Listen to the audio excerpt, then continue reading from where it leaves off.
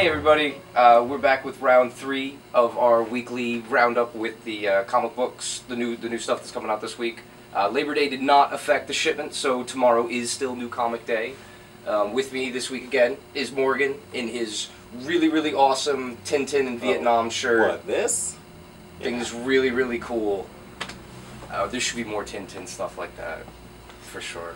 But yeah, to start this week, we've got from Avatar Comics is Fashion Beast, which is the new Alan Moore, Malcolm McLaren thing of Sex Pistols fame. Malcolm McLaren's the guy who put together the Sex Pistols, and it is... Yeah. Before my time. That's sad, that's sad. But yeah, it's a screenplay that Alan Moore wrote in the 80s with Malcolm McLaren that Avatar has turned into I think 6-issue miniseries here. And it's actually written by Anthony Johnson, who does a book called Wasteland. But yes, very creepy, cool, Alan Moore nonsense. If you wanted more, Neonomicon, you're not going to get that, but at least this is more Alan Moore. Alright. Over here we've got Green Lantern number 0 introducing the new Green Lantern. So, this guy, do you know anything about him? No, why does he have a gun? He looks Islamic. Yeah, he is, as far as I know, he is of Muslim descent, and from skimming through the issue, it appears that it's dealing with, like, a lot of issues of racial profiling and, like, stereotyping and awful American border policies and Homeland Security and things like that, leading up to this guy becoming a Green Lantern. But why does he have a gun? Why is he wearing a mask? He's got something to hide. And where's Hal Jordan? I have no idea. I don't know. But I'm just happy to have a new brown Green Lantern. Got to get cover the whole racial spectrum there for sure. Definitely. We got red ones, blue ones. It's true. There's no brown ones. There's no brown ones. There's like one. Yeah. So for Marvel this week, this is The Defenders by Matt Fraction. I realized today before we sat down that I picked all Marvel comics, which almost never happens, but they're really good. And that's coming, a lot coming for me these days. But this is just insane, crazy Matt Fraction, alternate hopping dimensions, time travel stuff. This is written or drawn by Jamie McKelvey, who does a book called Phonogram. And I actually was really resistant to this comic initially, and then Morgan let me borrow the issues, and I sat down and read them all, and it's really great. It really picks up around issue 3 or 4, but yeah, it's really worth getting into. Legitimately, I'd say, the best team book the Marvel is putting out right now, hands down. Yeah, last issue had Frankenstein Adolf Hitler.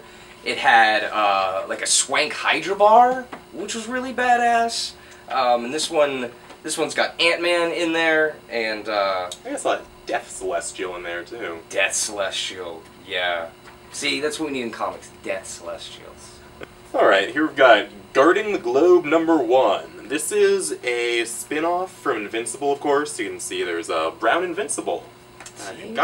Kirkman's on top of stuff. Yeah, he beat them to it. Before that. And it's sure to be, like, in the same vein as Invincible, sort of, like, really fun superhero stuff, equally balanced with actual, like, human drama, keeping the characters real, not just dudes in fancy suits who punch each other for 22 issues. Yeah, that's hard to do. That's hard to do.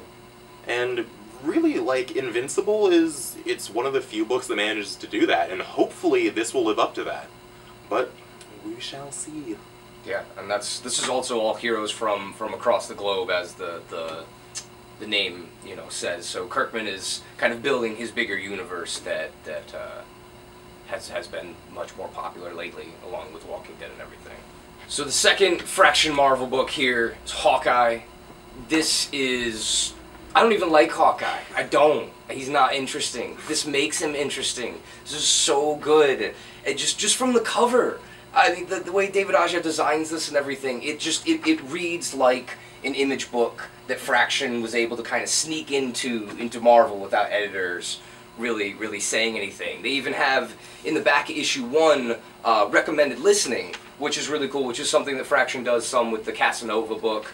But the main idea is that this is him when he's not an Avenger, and the last issue kind of had him fighting against Tracksuit Mafia, which was awesome. So good. And there was even a whole thing online where they kind of released some of the script, and Fraction had gone just crazy with the Tracksuit Mafia thing and had broken it down to the point where it was just unnecessary. And anybody that thinks about the hierarchy of Tracksuit Mafias and the colors of turtlenecks that would then represent, you know, Captain and power and stuff, it's really something amazing. Genius. It is genius. And I like that Hawkeye spent literally, I think, 1 page in the first issue in costume. It was the first page. Yeah.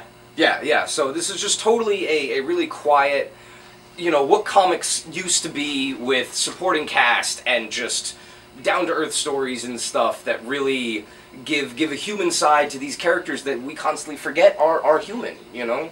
Hawkeye is just this guy who shoots arrows and he hangs out with Thor and Captain America. He's the Avenger that's just a dude. It's true, and he's not even rich like Batman or anything. So yeah, we got issue 1 back in this week as well, so 1 and 2, highly, highly recommended. On the collection front, we've got the first trade of Manhattan Projects from Image.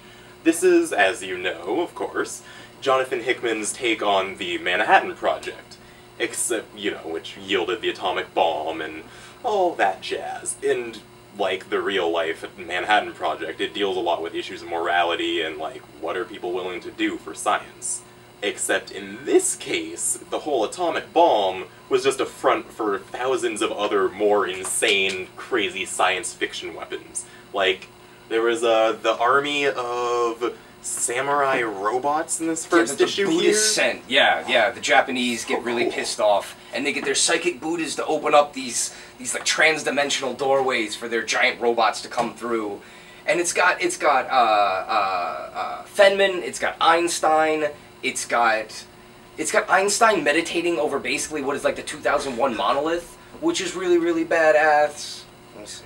I mean, this thing is just, it's for as much as Jonathan Hickman does for Marvel, it's all about his Image stuff. I mean, this is where he just goes crazy and he's kind of makes it his brand. And it's got Oppenheimer as well. It's got just infinite amounts of AI FDR.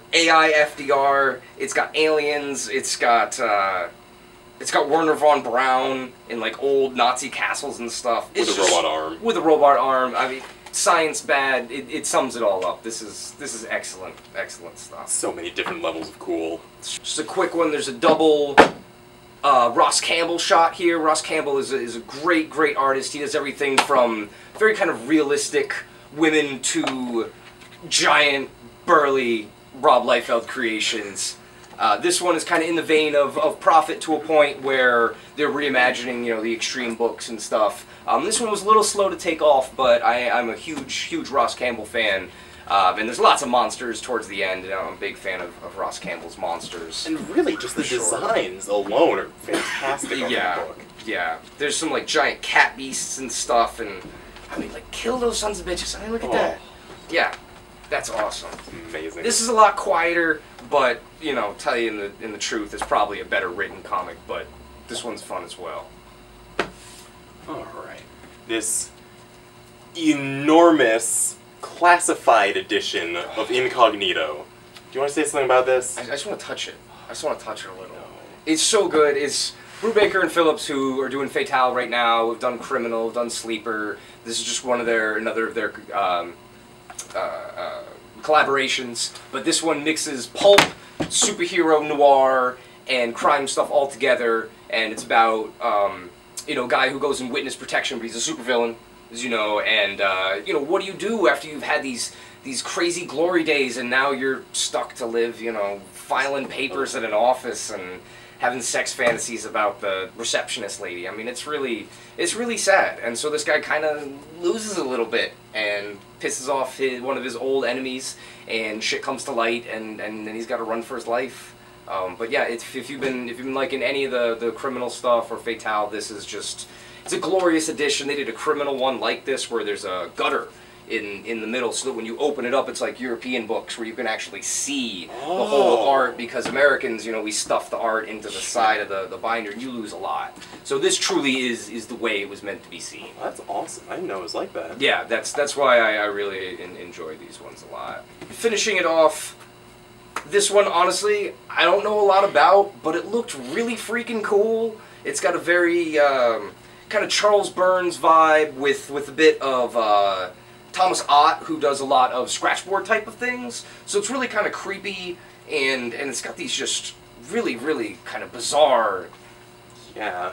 very bizarre things. So if you're looking for something weird and different, this is going to be it. It's beautifully designed. It is. It's really entire nicely thing. designed. Yeah, it's from, I don't even know who this is from. But yeah, it's very nice. It's very, very nice. So that's pretty much it. And thank you, Morgan, again for showing up here. This has been fun. My pleasure. pleasure. Again, the holiday did not mess with comics, so we hope to see you here tomorrow morning. Thank you all. See ya.